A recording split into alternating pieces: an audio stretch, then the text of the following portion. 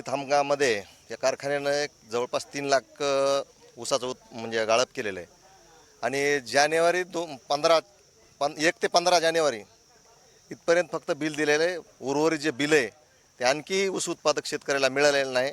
त्यामुळं जो काय असंतोष होता या शेतकऱ्यामध्ये तो असंतोष या ठिकाणी दर्शवण्यासाठी त्यांना निवेदन देऊन जी निवेदनाची दिशा आहे आज निवेदन दिलं आहे. याच्यापूर्वी शेतकरी संघर्ष समितीने बऱ्याच वेळा यांना निवेदनं दिले. तारकावर तारका देऊन अद्यापपर्यंत त्यांनी काही पैसे दिलेले नाही. 4 तारखेचे तर अल्टिमेटम दिलं तर 4 तारखेला पैसे देऊ असं सांगितलं होतं, पण 4 तारीख काल संपून गेली. आज 5 तारखेला सर्वजण शेतकरी या ठिकाणी येऊन आंदोलन करण्याचे जे 8 तारखेला जर समजा 8 तारखेपर्यंत जर पैसे ऊसाचे मिळाले नाही तर 8 तारखेला या कारखान्याला टाळं ठोकण्याचं आम्ही या ठिकाणी इशारा दिलेला आहे आणि त्या ठिकाणी आम्ही 8 तारखेला ते आंदोलन करणार आहोत.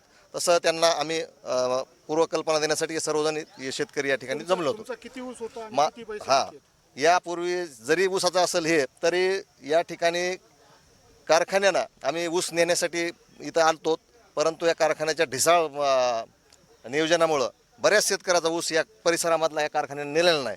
या ठिकाणी बाहेरच्या कारखान्याने ऊस नेलेला आहे. माझासुद्धा ऊस या ठिकाणी आम्ही विनंती करून म्हणजे यांना नेऊ शकले नाहीत तर 300 रुपये तोटा करून मी दुसऱ्या कारखान्याला गुराळाला दिलेला आहे मी ऊस. अशा बऱ्याच शेतकऱ्याची इथं अडचण झालेली.